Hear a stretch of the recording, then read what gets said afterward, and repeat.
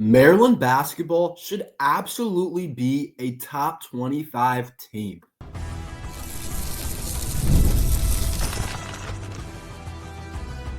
You are Locked On Terps, your daily podcast on the Maryland Terps, part of the Locked On Podcast Network.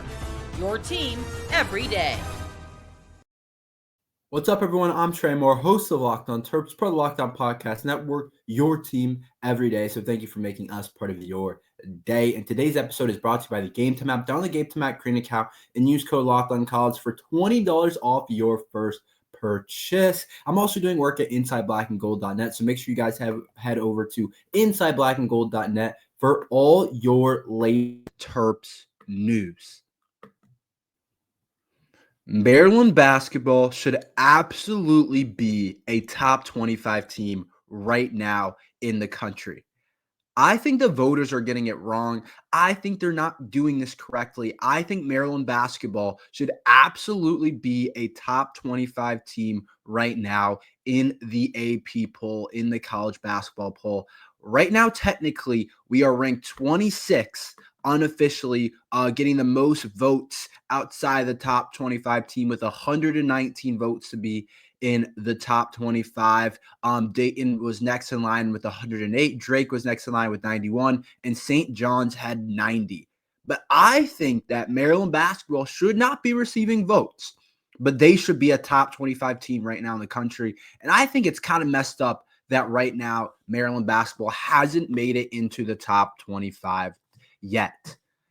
This Maryland basketball team, I think, is better than a top 25 team, but I understand some of the hesitancy and putting us in maybe a little bit higher, putting us in the top 20, maybe the top 15, but I don't get why we're not a top 25 team right now. I just don't get it. If we look at all the metrics, if we look at the KenPom stuff, if we look at the net rankings, if you look at all these different statistics and all these different things for Maryland basketball, you will come and get that Maryland basketball is a top 25 team. Currently, we're 10-2.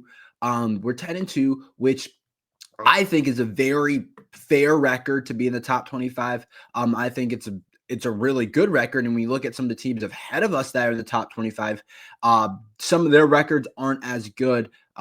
Baylor's ahead of us at 7-3. Illinois is ahead of us at 8-3. Arkansas 10-2. Purdue 8-4. Michigan State's also 10-2. Houston's 8-3. Gonzaga's 9-3. UConn's 10-3.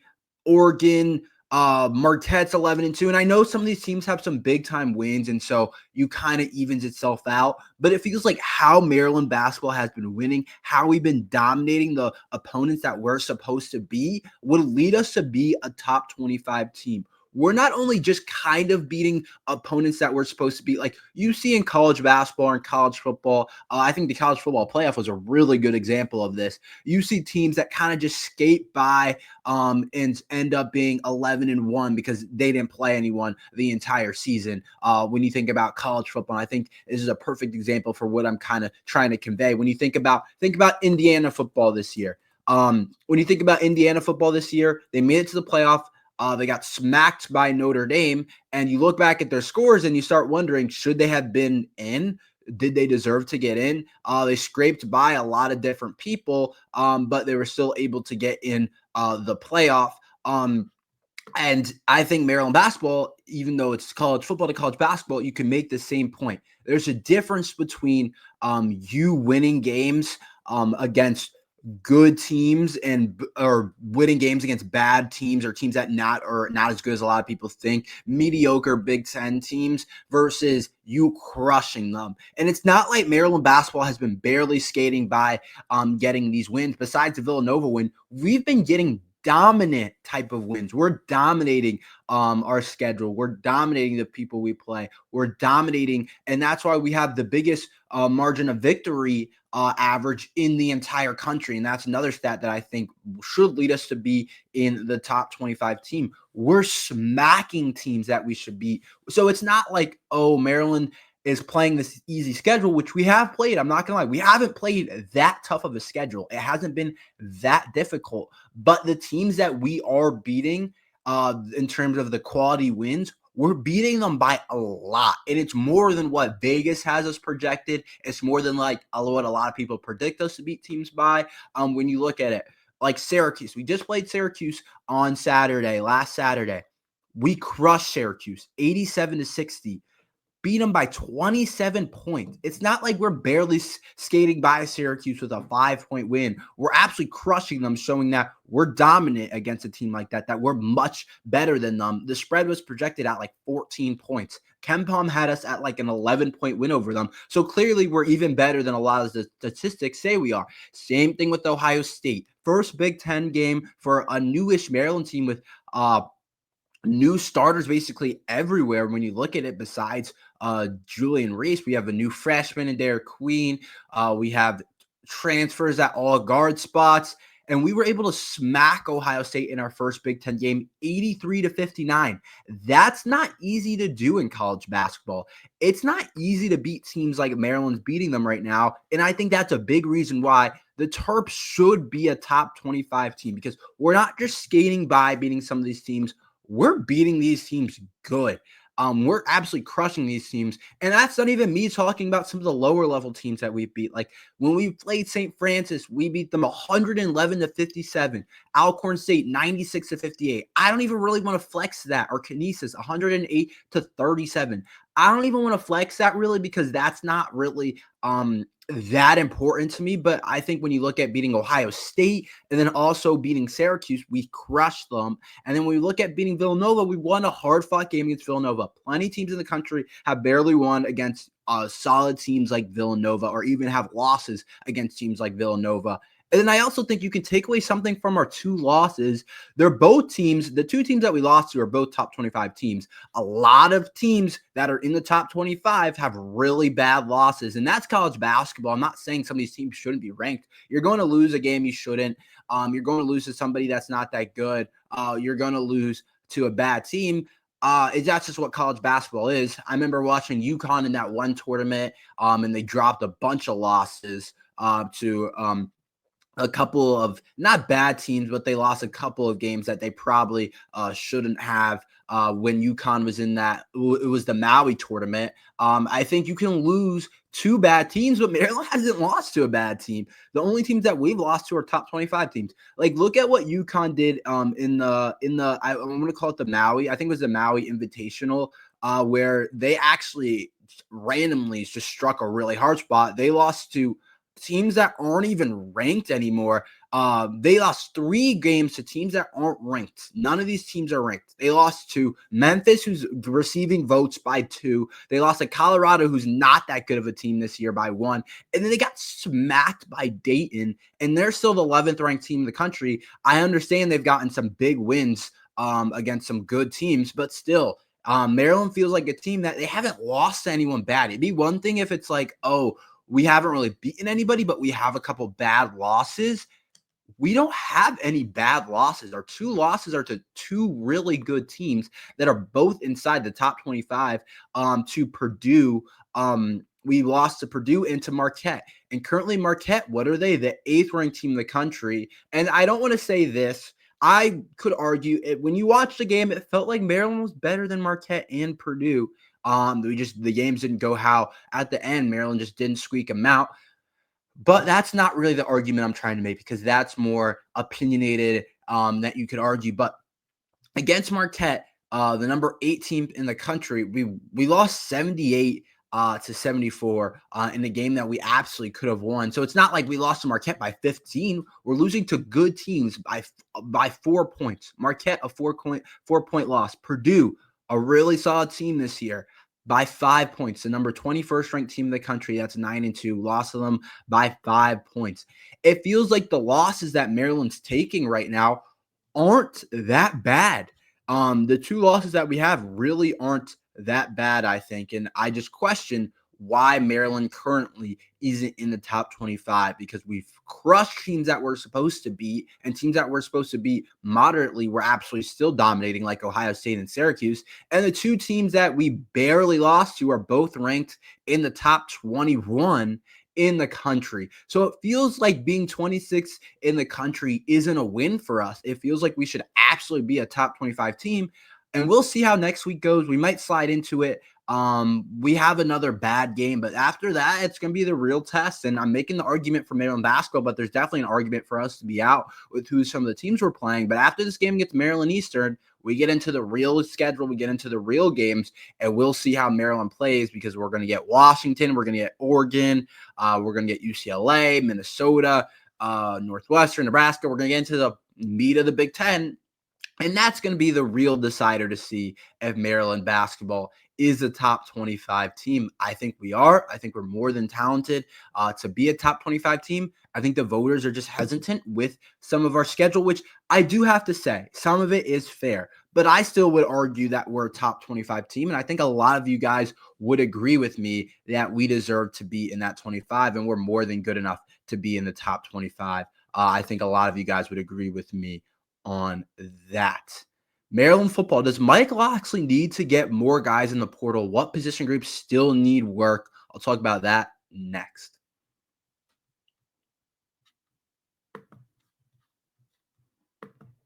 Have you ever wanted to go to a game at the last minute, like a Maryland Terrapins game, but finding tickets is hard? I've been there before. Buying tickets to your favorite event shouldn't be stressful. Gametime is a fast and easy way to buy tickets for all the sports, music, comedy, and theater near you. With killer deals on last minute tickets and their best price guaranteed, you can stop stressing over the tickets and start getting hyped for the fun you'll have. Gametime has deals on the tickets right up to the start of the event and even an hour after it starts. It's a place to find last-minute seats and take the guesswork out of buying tickets with Gametime. Download the Gametime app, create an account, and use code LOCKEDONCollege for $20 off your first purchase. Terms apply. Again, create an account and redeem code LOCKEDONCollege for $20 off. Download the Gametime app today. Last-minute tickets, lowest price, guaranteed. So Mike Locksley, I said on yesterday's podcast, was absolutely cooking in the portal, but I still think there is still more work to be done. So I'm going to do this segment if we're good at a position or we still need work. I'm going to go through each position group for Maryland football and talk about the guys we added. And I'm going to say, are we good or do we still need a lot of work at that position group? Do we still need to add in a portal player or two? And I think it's going to be interesting what I have to say. But I'm also curious where you guys think we need to add. We're going to start at every position. I'm going to try to hit all. I'll try not to take too long at one position group. But let's start at quarterback. Quarterback's the weirdest position this year, and it's really weird going into next year because I don't know what to make of this kid, Justin Martin, because he hasn't played really at UCLA. He's a four-star out of high school, top 250 type of guy, really talented guy. A lot of people thought could be the next good UCLA quarterback, but he just hasn't played that much. So I question, how good can this kid be? Is he a guy that is going to start for us right away, or is he a guy that's just going to kind of be a development in the QB room? I don't know exactly how he fits the mold of our team, to be completely honest. I don't really get it, and I'm not going to rant too much about this. Here to keep it simple, I just think we have a young quarterback in Malik Washington that's inexperienced, that's really talented. Why did we bring in someone else that's inexperienced and hasn't played? Like, how does that help our QB room get forward? I don't really know exactly. I know he's a talented kid, but is he a guy that we want to start? I would rather have a guy that maybe less talented than. So I don't know if it really fits what we need. And my thing is, I don't think we can bring in anybody else, but I wouldn't mind. I want more. I want somebody that's played a little bit. I don't know exactly who's out there, but I'm just going to keep it simple. I wouldn't mind seeing another guy in that room because I don't think he matches where Malik Washington is and what Malik Washington is as a player and how we want him to be our eventual starter. I just don't think it works. I don't think it makes a ton of sense. So I wouldn't mind another guy. Running back room, we lost Roman Hemby. We haven't brought in anybody. I'm okay if we use our need somewhere else for the running back room. I like Nolan Ray. I like the freshman Williams. I think they're going to be a good enough 1-2 punch. I'm more concerned about up front. So if Mike Locksley doesn't bring in anybody else, we also have a couple of freshmen coming in that are talented. I don't really care. I think the running back in college is more about your offensive line. And I know there's some really good running backs in the country, but a lot of them are behind really good offensive line. So I think it's more about that, and I'd rather us bring in more offensive linemen. So I'm actually okay with the running back room, even though we haven't addressed it. The receiver room, I don't think we need to add anybody else because I think we have a mixture of getting guys out of the portal that are good with Jalen from Oklahoma, or Jaleel, excuse me, from Oklahoma. I always say Jalen. Jaleel Farouk from Oklahoma, who's from Maryland, who's been a really good player at Oklahoma, even though he's injured last season. And then also getting the kid from Tennessee, Caleb Webb. I think it's a good combination with Octavian Smith and Shalik Knotts and Ryan Manning and some of those other guys. And I don't think we have a ton of space to be just adding another receiver. If it's a really good top end playmaker, talk to me, and you can't really decline that. But if it's someone just kind of mediocre, then I feel pretty good about the guys we have. I think we can be good. Tight end, I still think we need another guy. I love Dorian Fleming and what he's going to bring to us, and I think he has a chance to really help us take that tight end room to have a consistent option. It sucks that we lost Dylan Wade. Honestly, it sucks. Preston Howard was one thing, but losing Dylan Wade, I thought really hurt because I thought Dylan Wade had all the tools to be really good. But this kid, Dorian Fleming, has been really good at Georgia State. So I think he has a chance to be really solid, but I just think we lost two guys and we don't have a ton behind him. So Maryland likes to run some 12 personnel, running back, two tight ends. So I wouldn't mind. I think we do need one more. He doesn't have to be as good as Dorian Fleming, but just a guy that is solid overall. Maybe someone that's not super special, but just someone that can be solid tight end too. Maybe get some blocking, something like that. Offensive line, I literally think no matter how many guys, we can't bring in enough. The James kid is good, but Javen James is good. But I think from Akron, but I wouldn't mind bringing like as many guys as Michael actually can, because it feels like kind of trial and error with those guys. A lot of those guys aren't going to work. Some of them are. You just don't know. So just bring in as many as you can. But I think our offensive line will be better next year because we get guys back. We get some of the freshmen developed. But I do think bringing in more would not hurt at all. Defensive line, we need more. I think we just need more. I wouldn't mind another pass rusher. I wouldn't mind another defensive tackle. I just think we need more. We lost our two inside guys, and I just think we need a little bit more. And I know Ian Thomas has a chance to be good from St. Francis, big body, 6'4", 336. I just think we need more because we lost a lot and we haven't quite replaced it. And I don't think we have a ton of good young guys coming up. Linebacker, we haven't added anyone, which doesn't surprise me because we have a lot of young guys. I don't mind if we don't add another linebacker. If we do, great, but I don't think we really need it. I'd rather go somewhere else. Secondary, we add a couple of good players. I think we could use a more pure safety. To me, I think we got a couple of corners that I feel good about with Dante Joyner, who looks like he's going to be pretty good from Arkansas State. He looks like he's going to be a good defensive player for us. And then we also got the other kid in Jameer Glasker, who looks like he's going to be good for us from Wake Forest. So I think we got a couple good guys, but I wouldn't mind another safety because those guys seem more like corners to me. And I still have to kind of learn these guys a little bit more about these guys. But yeah, those two guys have played corners, so I wouldn't mind another safety with all the guys we lost. If Brandon Jacobs stayed, maybe I feel better about it, but because he's gone, I think we still need another one.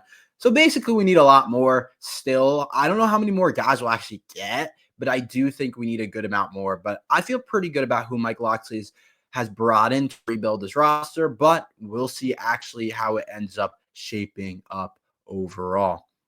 Roman Hemby to Indiana. I'll give my thoughts, and I'll give my thoughts on the running back room after this. The NFL playoffs are almost here, but it's not too late to get in on the regular season action with FanDuel, America's #1 sports book. Because right now, new customers can finish the season strong with $250 in bonus bets if your first $5 bet wins. FanDuel has so many ways you could pick up a dub. I love betting on which players will score a touchdown and how many points each team will score. It's thrilling. You can bet on Patrick Mahomes touchdown today. Whoever you want to take, you can do. How many points each team will score, you can do that on FanDuel, and so much more. Whether you want to bet on college basketball, the NBA, the NFL, it's all that time of year. There's so many different things you can bet on FanDuel. So make sure you guys head over to FanDuel. Just visit FanDuel.com to join today. That's FanDuel.com for your chance at $250 in bonus bets. Make every moment more with FanDuel, an official sportsbook partner of the NFL. So Roman Hemby has decided to go to Indiana. So now we have two weird kind of players on our schedule that used to go to Maryland. We get Billy Edwards at Wisconsin. We're going to get Roman Hemby at Indiana. Apparently he got a pretty good NIL deal. Good for him. If he gets a bag, I'm not one to hate. If he gets money, I get that. And I think we play Indiana this year. I think Wisconsin's our first Big Ten game. We play Indiana a little bit later. And good for him because the Indiana program has some momentum to it right now. They just made it to the playoff. They're doing some good things as a program. So I think him going to Indiana, I don't know exactly how their running back room stands, but I do think that he's going to go in there and play a lot. If he's not like getting almost every carry, I don't know exactly what's up with their running back room, but I think it's a good fit. He's still in the Big Ten. Still gets to play a similar type of opponent. And apparently he got a lot of money to go there. I don't know exactly how much, but get your money, get your bag. I can't hate on that. If you're like a Maryland guy, especially a guy like Roman Hemby, like what I talked about with Billy Edwards, Roman Hemby, if I'm being frank, if I'm being honest, he's a good player, but him in the NFL, that's going to be tough because there are so many guys that are just like him, to be honest, and guys that are probably a little better than him that are trying to go to the NFL and make a name for themselves. There's a lot of backs. And it's tough when you're a guy like that. He'll have his opportunity. He'll have his chance. We'll see what he does at Indiana. Hopefully he's really good besides when he plays us. But I just want to point out that I think him getting money, him getting back, you got to make the most of it because Maryland probably wasn't going to offer what Indiana did in terms of the NIL. And I don't think we should have because I feel good about where our running back room is. I think Nolan Ray can be really good. If we get the offensive line figured out, Nolan Ray can be as good as anybody. He's got some agility and some speed and some athleticism that Roman Hemby just didn't have. He has a different gear that's really special that a lot of guys don't even know about with Nolan Ray. We saw it in flashes last year, but with him getting a lot of the carries, and we get the freshman Williams also, who's a little bit of a bigger back. He also is a really good player, and he's going to be able to do some special things too. And I think that's a good one to punch. And we get a couple of freshmen coming in. So it's a young running back room. I think this team is a year away, to be honest. Like, I think we're going to be really good in 2 years because I really like that Mike Locksley, a lot of the transfers he brought in have multiple years still on their, I want to say their contract, but in not quite that, but in their eligibility. So I feel really good about us in maybe 2 years being potentially really good. And those backs are all going to be back for the next year or two. So I feel really good about the future of that running back room. But I also think it's going to be good enough next year. It's really going to me, it depends on how we block up front. I've been a big believer in that. I just think it's less about who we put behind the quarterback and more about how we block up front because the guys, there's so many talented players at the running back spot. We saw it at in the NFL. It's a surplus. There's so many good guys. And if your offensive line is good, it makes all the difference. Like if Roman Hemby went over there to Michigan, he could easily get 1,000 yards and be one of the leading rushers in the Big Ten. It just depends on how good you are up front. It really is. And I think if Maryland can get it figured out front a little bit, which I don't really have a lot of confidence in, but then they're going to be good. And if we don't, they're not going to be good. And it won't really matter who we bring in, unless maybe we bring in some Ashton Genty or something like that. Even then, still, if you don't have guys up front, it's really hard. So I just think it more depends on how we are up front rather than running back room. But I think there's plenty of talent back there to create explosive plays in the run game and in the pass game. And I think they're more than good enough to be able to do that. So Roman Hemby to Indiana, I don't think kills us. And I think Hemby has served his Maryland time. And it's kind of how today's college football is. You play somewhere for 3-4 years, you put in your time and you've rushed for a lot of yards and you've done good things there. You can move on for your last year and try somewhere else and see what happens. And I think that's fair. I think he's been here a while. So I think it works for him. But that's kind of what I think about the running back room. I think the future is really bright. We also bring in some talented freshmen. So I think we're going to be all right. And that's all we have for today. Thank you for listening to Locked on Terps. Make sure you like and subscribe. We're here every day talking Maryland football and basketball. So thank you for listening to Locked on Terps.